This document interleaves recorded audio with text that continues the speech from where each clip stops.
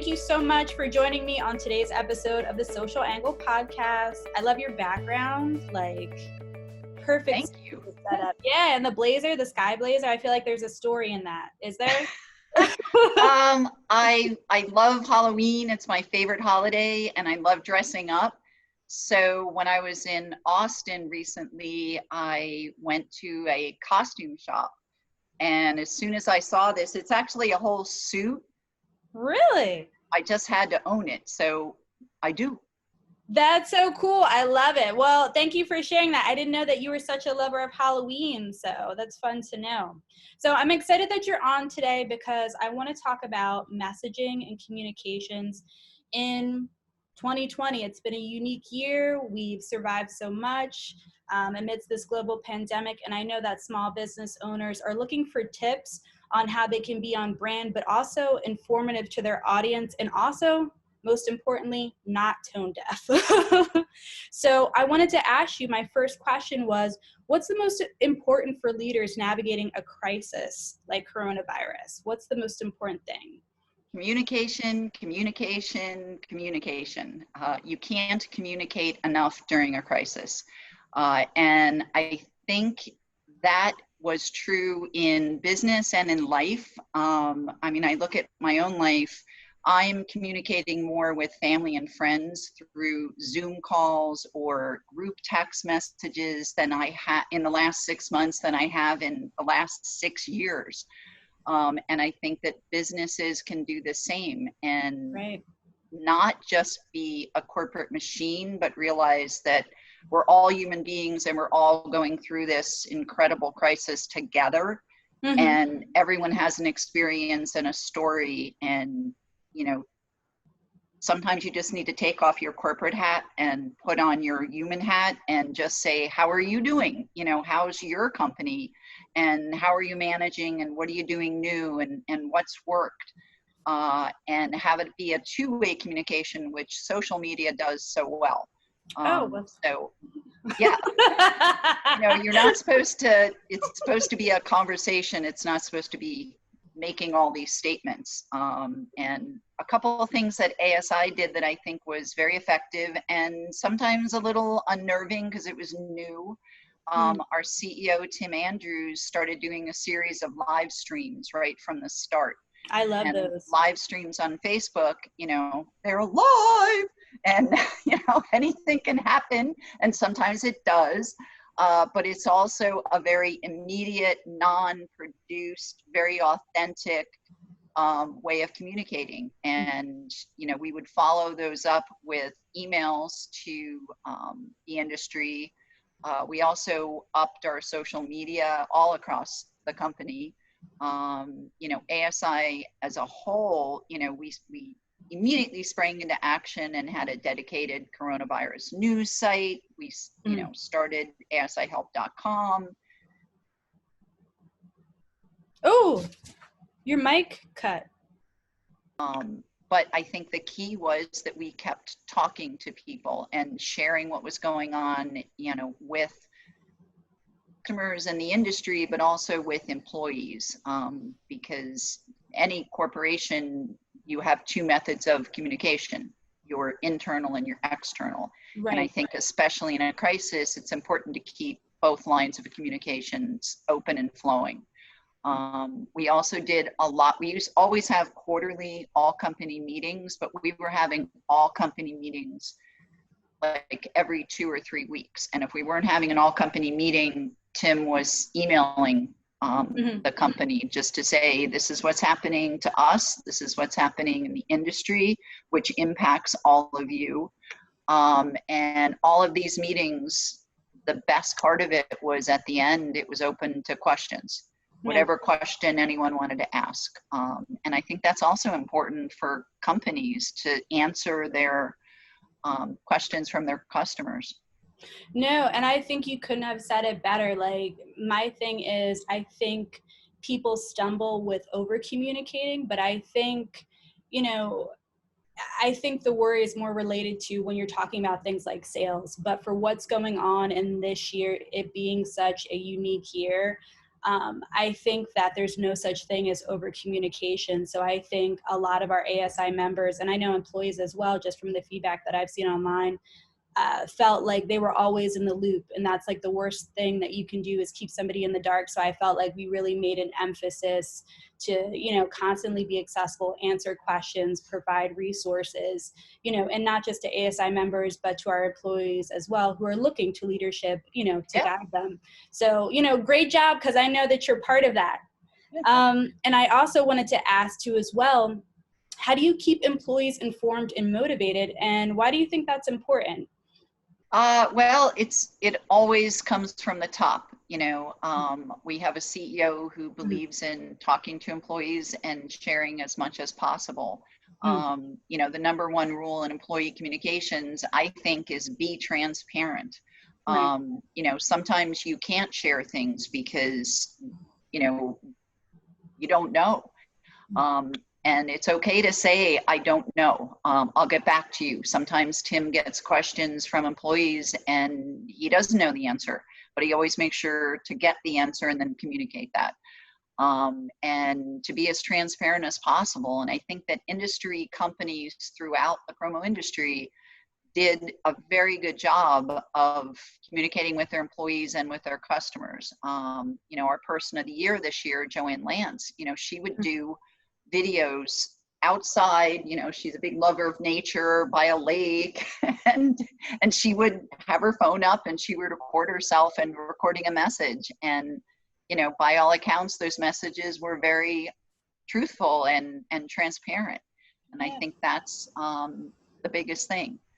And, you know, we're all in this together and we're all figuring it out. I mean, think about how our technology changed. You know, we shot ahead about 5 years in a space of a couple of months. And everyone was adapting and figuring it out and sharing best practices. In the early Zoom meetings that, you know, ASI was hosting a series of webinars with suppliers and distributors, regional associations, with big companies like Staples and Halo and Charles River. We have one Friday. In the early days, it was, so what are you guys doing? Is it Zoom? Is it GoToMeeting? You know, what's worked, what hasn't worked? And that sharing of information, I think, was really helpful. No, I definitely agree. And I feel like that's kind of the hallmark of our industry is, you know, our peers are always great at reaching out and supporting one another when it counts the most. And definitely this year is an example of that. You kind of mentioned some of the tech that we used and some of the ways that we kept, you know, externally ASI members abreast of what was going on and what we were doing about it, but also employees as well. Is there other types of communication that ASI did throughout everything that's going on that you wanted to highlight? Gosh, there were so many, you know, from our social media, which I think became more personal. You know, I love when people share on social media more of their lives and not just a sales pitch, because it humanizes them. And especially now, you know, because sometimes there's nothing to sell and there's no one to buy, but you still have to get in touch with clients. So sharing a little bit of what's going on and asking them simply, you know, how are you doing? You know, how are you coping? And just talking as humans has been really effective. And so it's been great to see like all of our employees sharing what they're going through. You know, as parents now with back to school, we have a podcast coming up, I think August 25th with Chris Rubo and Teresa Hagel. Yeah, Facebook Live, sorry. And they're both parents and they're both scrambling to figure out childcare and be teachers while working full time. And it's a lot. And I think that by sharing those personal experiences with the industry, it's a way of saying, we're there too. Here's what we know. Here's what we don't know. Here's what we wish we knew. And it's a way to get everyone in a big online conversation, which is where we're all at. You know? Yeah. We would like to be at a trade show. We would like to have been in Chicago last month, but you know, that's not our world right now, not for the next few months. So it's been great that we grew the conversation and the connections and the meetings from bricks and mortar in person online very effectively. Yeah, and I mean, honestly, in such a short period of time, you know, and for being such a large company, I was so impressed. You know what I mean? I was curious to see, you know, what the final outcome was going to be, but I felt like we kind of, you know, have been working for home forever, you know, because it became so kind of natural to us, Yeah. or has been in the last couple of months, and it seems so kind of like full with ease. So we've been seeing some things on social media and from other companies about maybe making potential blunders when it comes to external or internal communications during this time. You know, people want to be cognizant of not being tone deaf. You know, they want to, again, be on brand, be informative, and be a resource to their audience, maybe when they have to shift their messaging. So is there some mistakes off the top of your head that you can think of that they should avoid or look to avoid? I mean, I think that trying to be as transparent as possible, and, you know, communicating with clients is really important. And if you do screw up, accept the blame. You know, don't try to say no. I mean, look what happened with the BP oil spill in, I don't know, that was probably in the 70s or 80s. You know, millions of gallons spilled out into the waters and killed tons of birds and animals and seals, and BP basically did not take responsibility, even though, you know, there was the oil in the water. So by trying to shift blame, or not accept responsibility, you know, people are pretty savvy, they're smart, you know, they figure it out. It's doesn't do to try to pretend, you know, put your blinders on, because your customers are gonna figure it out. Yep. So I think just being as open and transparent, and for those trying to figure out, you know, if you're a smaller company and you can't hire a crisis management team, which of course big corporations can, Right. it's great for even small businesses to figure out and to do a what if scenario. You know, what if we have a product recall? What if we have our system hacked? You know, what if we have a lawsuit? What if we have a social media disaster? And then figure out your communication plan internally and externally. And, you know, get a team together. And that's what we do at ASI. You know, we work in teams, and, you know, we all get together from all different departments and say, okay, if X happens, we do Y.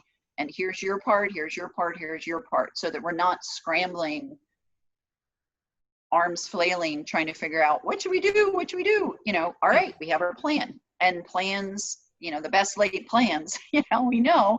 So you're gonna adjust, but at least you have a template.